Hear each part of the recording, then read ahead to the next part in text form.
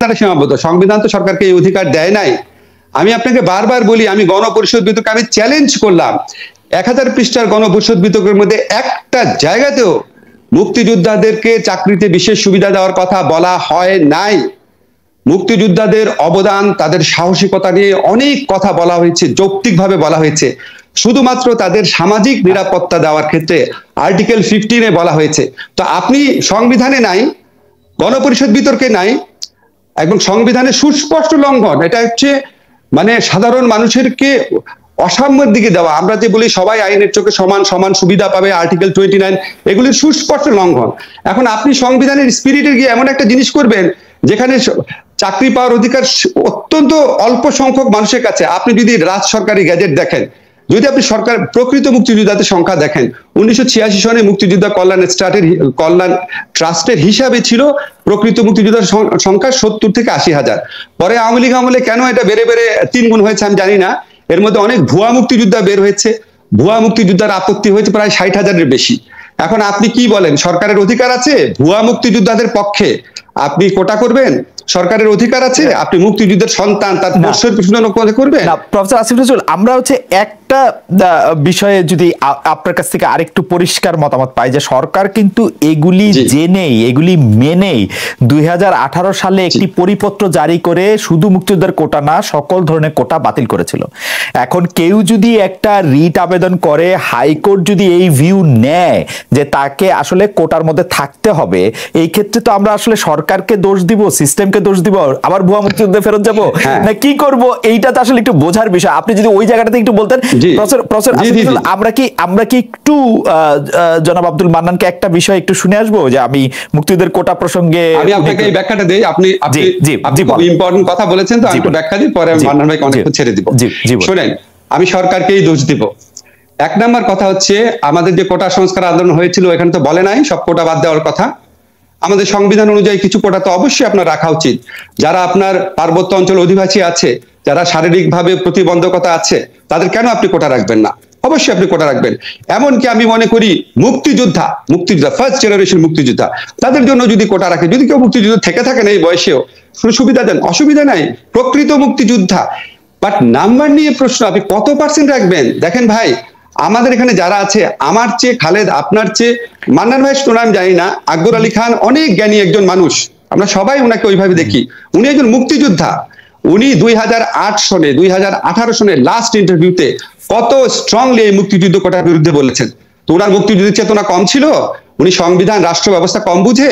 উনার চেয়ে বেশি সরকার কে বুঝে বাংলাদেশে? আমি প্রশ্ন করলাম আপনাকে, কে বুঝে বাংলাদেশি? উনার চেয়ে বেশি কে বুঝে? আচ্ছা, আমি একটু এখানে বলে রাখি হচ্ছে যে অন্য কোটাগুলি যে বাদ দেওয়া হয়েছে সেটা একটা প্র্যাকটিক্যাল প্রবলেমও ছিল, কারণ সরকারি চাকরিতে পিএসসি দিয়ে সাধারণত 9th গ্রেডে যেই নিয়োগগুলি দেওয়া হয় সেইগুলি বাদে আসলে 100টা বা এতগুলি নিয়োগ, এতগুলি ভ্যাকেন্সি থাকে না। এখন 20টার মধ্যে যদি আপনি 5% কোটা রাখেন, সেটা আরো জটিলতা থাকবে বলে আসলে কোটাই তুলে দেওয়া হয়েছে।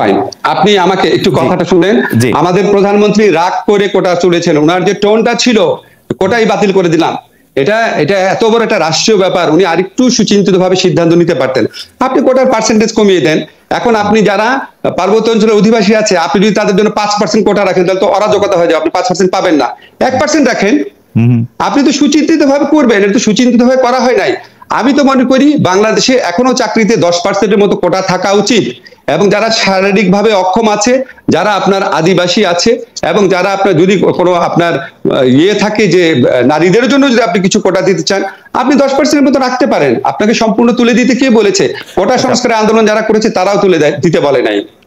প্রফেসর আসিফ নজরুল, আদালতের কথা যেহেতু আসলো, আমি আমি আমি আমি আমি এটা দেখতে পাচ্ছিলাম যে যারা রিটকারীর আইনজীবী তারা এটিকে বলতে চাচ্ছিলেন যে তারা এটি আজকে শুনানি করতে চান না, এটা নট টুডে রাখতে চান, যেহেতু তাদের আইনজীবী বিপক্ষে আছেন। সেই সময় অ্যাটর্নি জেনারেলকে আসলে আমি কোর্টে ছিলাম না বলে আমি পত্রপত্রিকায় যেরকম পড়েছি আর কি, প্রধান বিচারপতি অ্যাটর্নি জেনারেলকে উদ্দেশ্য করে বলেছেন যে এত আন্দোলন কিসের, রাস্তায় শুরু হয়েছে, আন্দোলনের চাপ দিয়ে কি হাইকোর্টের রায়, সুপ্রিম কোর্টের রায় পরিবর্তন করবেন? মানে ইন্টারেস্টিং ব্যাপার হচ্ছে প্রফেসর আসিফ নজরুল উনি হচ্ছেন রাষ্ট্রপক্ষের সর্বোচ্চ আইনজীবী, মানে মাননীয় চিফ জাস্টিসের কেন মনে হলো অ্যাটর্নি জেনারেল উনাদের সমর্থন করছেন, যারা হচ্ছে রাষ্ট্রের এই আইনটার বিপক্ষে অবস্থান নিচ্ছেন। মানে স্বাভাবিকভাবে তো রাষ্ট্রপক্ষের অবস্থানটা রাষ্ট্রের আইনের পক্ষের হওয়ার কথা, যেটা কোটা ব্যবস্থা বাতিলের পক্ষে হওয়ার কথা। একটু যদি বুঝিয়ে বলতেন, আসলে আমরা ভালো বুঝি নাই প্রফেসর আসিফ নজরুল। আমি এই প্রসঙ্গে আসার আগে আপনি কাইন্ডলি আমাকে একটু সময় দেন। আমাকে ওই যে মান্নান ভাই যে কথাটা বলেছে ওই প্রসঙ্গে আমি একটুখানি বলতে চাই, এটা নিয়ে একটু কনফিউশন আছে। দেখেন, এটা সত্যি বঙ্গবন্ধুর আমলে 1972 সনে সেপ্টেম্বরে একটা রুলস করা হয়। এটা হচ্ছে আপনার ইন্টারিম রিক্রুটমেন্ট রুলস। ইন্টারিম মানে হচ্ছে অন্তর্বর্তীকালীন বা অস্থায়ী। এখন বঙ্গবন্ধু সরকার অবশ্যই মুক্তিযোদ্ধাদের তখন তাদের যে আর্থিক সামাজিক অবস্থা ছিল, মান্নান ভাই কারেক্টলি বলেছেন, বাংলাদেশের সবচেয়ে সাধারণ এলাকার মানুষ, সাধারণ মানুষ, একদম দরিদ্র হতদরিদ্র শ্রেণীর মানুষ থেকেও প্রচুর মুক্তিযোদ্ধা ছিল, তারাই সবচেয়ে বেশি স্যাক্রিফাইস করেছে। তো বঙ্গবন্ধু অবশ্যই তখনকার সরকার ওনাদেরকে রিওয়ার্ড দেওয়ার কথা চিন্তা করেছিলেন, কিন্তু এটা অস্থায়ীভাবে চিন্তা করেছিলেন। এটা দুইটা প্রমাণ আছে। প্রমাণ হচ্ছে এটার নাম হচ্ছে interim recruitment rules, recruitment rules না, ঠিক আছে, এক নাম্বার। দুই নাম্বার হচ্ছে ওনারা যদি এটা স্থায়ীভাবে করতে চাইতেন তাহলে আমাদের সংবিধানের 28(4) অনুচ্ছেদে সুনির্দিষ্টভাবে কিছু অনগ্রসর শ্রেণীর কথা বলা আছে, যেমন নারীদের কথা বলা আছে, শিশুদের কথা বলা আছে এবং অন্যান্য অনগ্রসর শ্রেণী বলা আছে। ওনারা যদি এটা চিরস্থায়ীভাবে চাইতেন তাহলে সেখানে তো মুক্তিযোদ্ধার কথাই বলতেন। আর আপনি সাধারণ যুক্তিতে চিন্তা করেন, আজকে আপনার এই যে আমাদের পাপন সাহেব আছেন, উনি জিল্লুর রহমান সাহেবের ছেলে, তো উনি কি অনগ্রসর? ওবায়দুল কাদের কি অনগ্রসর? জিয়াউর রহমানের পরিবারের কি অনগ্রসর? তাজউদ্দিন সাহেবের পরিবার কি অনগ্রসর? ঢালাওভাবে ওনারা অনগ্রসর হয় কিভাবে? ঠিক না? এটা তো আপনি সংবিধান কেন, সাধারণ কোন যুক্তিতে মানে কমন সেন্স থাকলেও তো মানুষের এই বিবেচনাবোধ আসা উচিত যে বঙ্গবন্ধু এটা অস্থায়ী ভিত্তিতে করেছিলেন। এবং আমি দেখলাম পত্রিকাতে, আমি আসলে রায় তো প্রকাশিত হয়নি হাইকোর্টের, আমার কাছে অদ্ভুত লাগলো যে ওইখানে যারা এই পরিপত্র বাতিলের মানে কোটা যারা বাতিল করতে চান তাদের পক্ষে একজন আইনজীবী উনি বললেন আর্টিকেলের 150 আর্টিকেলে বলা আছে যে অস্থায়ী এবং ইন্টারিম যে আদেশটা আছে এই আদেশগুলো বলবৎ থাকবে। আমি আশ্চর্য হয়ে গেলাম, আমি সাংবিধানিক আইন পড়াচ্ছি এত বছর যাবত, আমি গণপরিষদ বিতর্কের উপর 2 বছর রিসার্চ করে বই পড়েছি, উনি এটা কি যুক্তি দিলেন?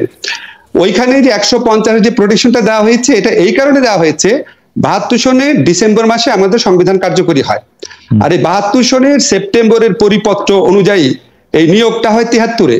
এই 73-এ নিয়োগ দেওয়া নিয়ে যেন কোনো প্রশ্ন না আসে, 73-এ নিয়োগ নিয়ে যেন কোনো প্রশ্ন আসে, শুধুমাত্র সেইটাকে প্রোটেকশন দেওয়ার জন্য 150 এটা বলা হয়েছে, এবং আরো কোনো কিছু কোনো বিষয়কে প্রোটেকশন দেওয়ার জন্য অস্থায়ী, সম্পূর্ণ অস্থায়ী ভিত্তিতে।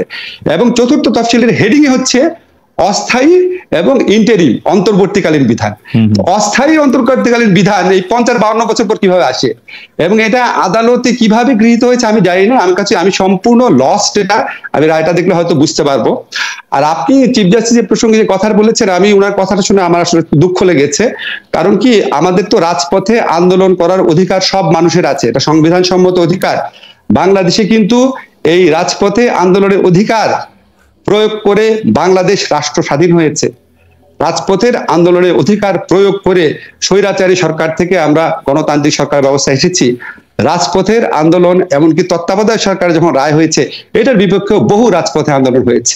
হ্যাঁ, এখন আমাদের তো বিচারিক সংস্কৃতিতে, আমাদের রাষ্ট্রীয় সংস্কৃতিতে আন্দোলন তো, এবং পৃথিবীর যে কোনো আপনার হিউম্যান রাইটস ডকুমেন্ট যদি দেখেন, আমেরিকার সংবিধানে কোনো সংবিধানে আছে আপনার যদি সরকার আপনার তার দেওয়া ওয়াদা পালন না করে, আপনি যদি হবস লক রুশোর থিওরি গুলো দেখেন, সোশ্যাল কন্ট্রাক্ট থিওরি, আপনি আন্দোলন করে সরকার পতন ঘটাতে পারবেন, সরকারকে পরিবর্তন করে ফেলতে পারবেন। আন্দোলনের প্রসঙ্গে উনি যে কথাটা বলেছে আমি জানি না উনি কি ইন্টেনশনে বলেছেন, শুনতে ভালো লাগে না। এইটা তো কিসের আন্দোলন, মানে এটা তো সাধারণ মানুষের রুটি রুজির আন্দোলন, সাধারণ মানুষের সন্তানদের জীবিকার আন্দোলন, শোষণ মুক্তির বিরুদ্ধে আন্দোলন, সমতার আন্দোলন, মুক্তিযুদ্ধের চেতনা রক্ষার আন্দোলন এবং সংবিধান রক্ষার আন্দোলন, সবকিছুর সাথে আপনি রিলেট করতে পারেন। যাই হোক, আমি জানি না উনি কি উদ্দেশ্যে বলেছেন, আমার কাছে ভালো লাগে। আচ্ছা প্রফেসর আসিফ নজরুল, আমার একটা প্রশ্ন ছিল যে এইখানে তো সরকার আসলে নিয়োগকর্তা, তো সরকারের কি আসলে সেই স্বাধীনতা থাকা উচিত না যে তারা আসলে চাকরিতে কাদের নিয়োগ দেবেন না? সরকার যদি মনে করেন যে আমি 30% লোককে নিয়োগ দিব যারা মুক্তিযোদ্ধাদের পরিবার থেকে এসছেন, এটা তো সরকারের স্বাধীন, মানে সরকারের রাইট থাকা উচিত, তাই না? আর মেধার কথা যেটা বলা হচ্ছে যে মানে এই কোটার জন্য তো মেধাবীরা কেউ কোনোদিন চাকরি পায় না এরকম আমি শুনি নাই। আর মেধা আপনি কিভাবে আলাদা করবেন? মানে আমি 10টা প্রশ্ন মুখস্থ করেছি তাই আমি বেশি মেধাবী, মানে ব্যাপারটা কি এরকম? মানে সরকারের তো এটা রাইট থাকা উচিত। আপনি প্রথম যেটা বললেন সরকারের যে অধিকার থাকা উচিত, সরকারের অধিকার তো অসীম হয় না, ঠিক আছে? এখন ধরেন সরকার ধরেন অধিকার আছে সিদ্ধান্ত নেওয়া, সরকার যদি সিদ্ধান্ত নেয় যে বগুড়া জেলা থেকে কাউকে চাকরি দিব না, তা আপনি কি বলবেন সরকারের অধিকার আছে? সরকার যদি বলে বিএনপি যারা করে তারা চাকরির আবেদন করতে পারবে না, আপনি কি বলবেন অধিকার আছে? সরকারের অধিকার তো সংবিধান দ্বারা সীমাবদ্ধ এবং আমাদের রাজনৈতিক সংস্কৃতি সবকিছু দ্বারা সীমাবদ্ধ। রাজনৈতিক সংস্কৃতি বাধ্য দেন সংবিধান